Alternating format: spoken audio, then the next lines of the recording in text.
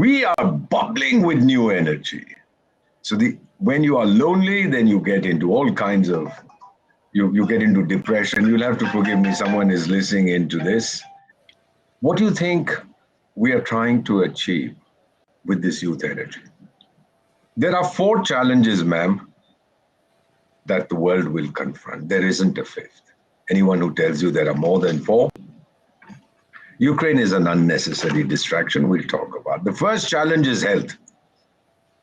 The Chinese virus was the severest threat to our survival ever since human beings came into existence.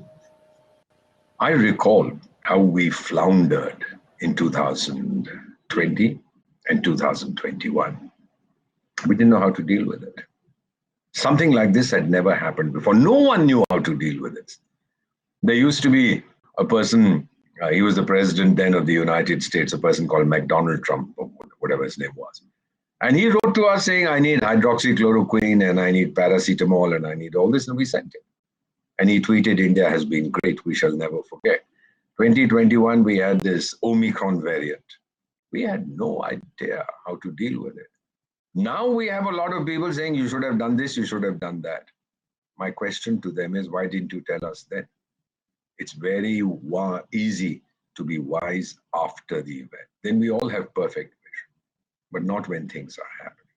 But we regained control and we recovered quicker than any other country on the planet. So the Chinese virus, which has killed millions of people, which has cost lives and livelihoods, which has affected so many, and we'll continue to feel the after effects for a very long time, for generations. The atom bombs in Nagasaki and Hiroshima, well, we know the devastation they caused, but the after effects are still being felt. Similarly with the virus. The number of deaths, the figures keep changing, but you can look it up on the net, you'll find out how many millions have been killed. So China sent its visiting card to 200 countries. Its visiting card said virus. India sent its visiting card to 200 countries. It said vaccine. That was the difference. China gave an example of its power to hurt. I showed you the power of my example to help. I am privileged to be special advisor to 3 governments in Africa. And all 3 leaders told us, thank you, India, for sending us vaccines. Thank you for sending us your people to train us. Thank you for giving us the COVID platform, which is a brilliant software you can deal with any kind of medical situation. They said, we don't know how to use it. We said, we'll train you. And how much money did we charge? 0. Why do we do this? Because, ma'am, you might think it's funny. You might think it's a cliche. We do believe in Vasudhaiva Kutumbakam. The world is one family. We've always believed it. So the virus is going to be our biggest challenge. And who's going to deal with it? Young people. They are going to come up with new ideas. How many countries could have done 2 billion vaccinations? I repeat, 2 billion vaccinations in just over a year. Well, we did it. And it's become a national movement. I have lost hundreds of doctors, nurses, frontline workers. Why did they sacrifice their lives? Because this was a moment of crisis for us. So how we deal with the virus, and we will eliminate it. We'll deal with its long-term effects too. India will show the way. That is our major challenge. The second is climate change. And look at the floods ravaging my neighboring country. I forget the name of that country. They keep fighting with us. A third of that nation is submerged. And when we tweeted, our Prime Minister tweeted and said, look, we are very sorry. Contained in that was a message, guys, we're willing to help, but they won't take help. They said, well, unless you solve the Kashmir issue. And I've heard one of their politicians saying, if the Kashmir issue is solved, the floods will recede. There'll be no more hunger in the world. The Ukraine crisis will be solved. These fellows have lost it. So climate change, you're seeing unseasonal rains, you're seeing drought in China, food shortage around the world. The Ukraine crisis has made its contribution, but there are many, many other reasons. The main one is climate change. We've seen drought and wildfires in California. There was a time when armed police was inside department stores guarding drinking water bottles because people were stealing them. There was no water to drink. So climate change and how we deal with it will be our second biggest challenge. And India, again, is uniquely positioned to take the lead because we've never damaged our planet. We call it Dharti Ma, Mother Earth. Nobody hurts your mother. We've not done it at all. But there are others who have. And then they say, well, India should pay the price and some developing countries should take lead. Yes, we are. But damage the planet? Come on. Now, give me a break. We worship mountains. We worship rivers. We worship trees. We are the most eco-friendly nation in the universe, in human history. What is our river? We call it Ganga Ma. We call it Jamuna Ma. We call it Saraswati Ma. She's the mother. This is India's ecological contribution to the world. The third challenge will be economic recovery. How do we do it? We are going into recession. Everybody who's a conventional economist is saying, now this will happen, that will happen, everything will happen. Well, when the colonial experiment started several hundred years ago, the fellows who came to colonize Latin America, Asia, and Africa did not come in aircraft. There were no planes. They didn't come in motor cars. There were no motor cars. They didn't come by train. There were no trains. They came through the waterways because the seas were open and free. And so recovery today will also begin with free and open seas. And that's why we exercise and assert the right to free navigation. But there is this character called Dingling, Pingling, whatever his name is in China. He says, sorry, buddy, the Pacific Ocean belongs to me. We said, how come? He said, well, I found under my bed a paper that said my great-great-great-great-great-great-grandfather went there, he drowned, so it belongs to me. So I mean, when I heard this kind of rubbish, I told one of my friends from that country, I said, buddy, even I found a paper which said my great-great-great-great-great-grandfather died in Beijing, so China belongs to me. This kind of nonsense has to be called out, and it is being called out. And the fourth thing is the new technologies. And look at the stuff that we are seeing today. You know, we are leading the world in digital technology. We have the largest number of online transactions ever of any country. The largest number.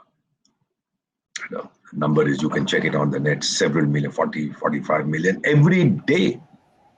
And then we were told by our Reserve Bank that by 2025, we would be spending, in terms of value, $1 trillion on online transactions. 1 trillion by 2025. Well, we are Indians. We've done it in 2022. We've done it 3 years ahead of schedule. Last year, the Prime Minister had promised, in 2020, he had promised that within 10 years, by 2030, 40% of our installed energy capacity would be new and renewable energy. 40% within 10 years. When did we achieve it? Last year, 9 years ahead of schedule. This is not the things that they like to be told, but this is not the India that I was born in, where we took for granted delays and corruption and what have you and what have you. This is the new India. These youngsters, whether it's in agriculture, in industry, look at the startup apps that we have for our farmers. We have a population of 1.35 billion. I have 1.7 billion mobile connections, and I have 1 billion smartphones. Ma'am, that's a figure to be amazed about. And with these smartphones, when I needed a social security net for our population, for 800 million people, we started giving free food grains up to a certain limit. 400 million received cash subsidies directly into their bank accounts. So when I set a world record by opening 300 or 350 million bank accounts, practically within a few months under the Pradhan Mantri Jan Dhan Yojana, the Prime Minister's public money thing, people laughed at us and said, aha, what's going to happen? Well, what happened was that we were able to transfer the money directly into their bank accounts. So the groundwork was done. And now we are reaping the benefit. Today, India is a digital country. Everything I do, as far as I'm concerned, my wife of 45 years and I, 95% of our purchases, including vegetables, is online.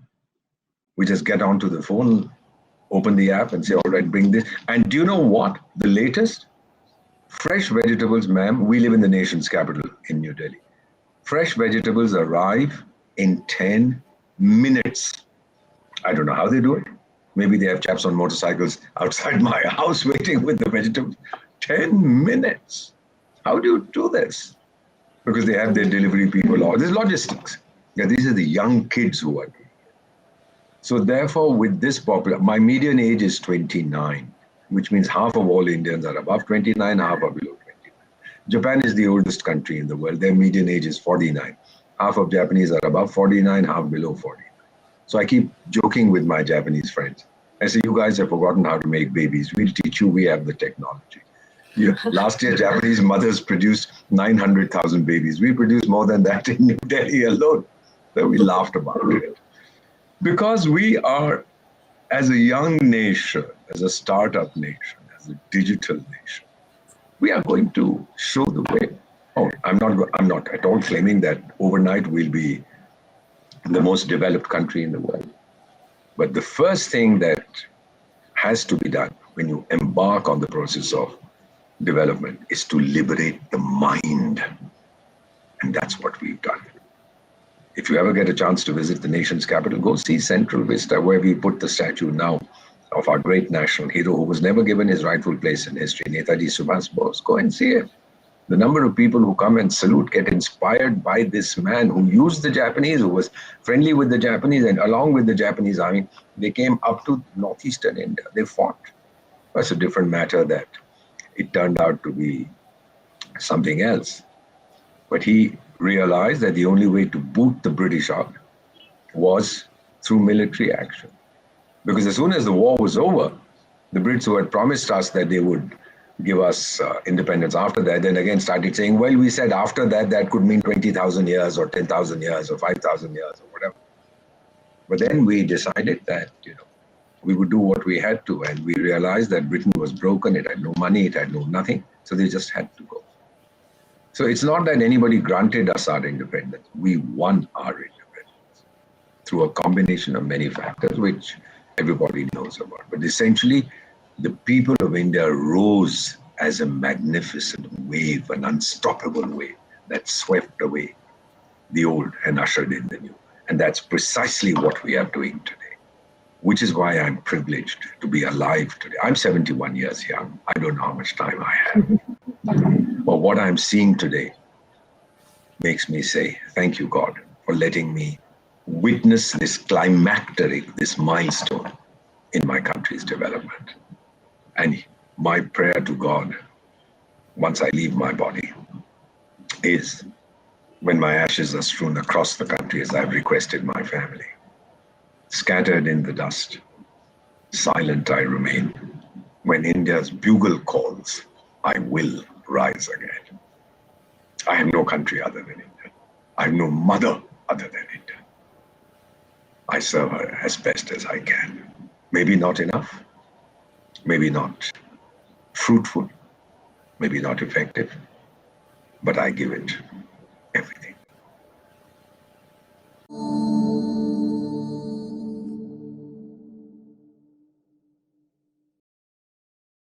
Please remember to subscribe to us and switch on the notifications for this channel. For our other social media links, more content, and to support our work, please visit citti.net. Dhanyavad. Namaskar.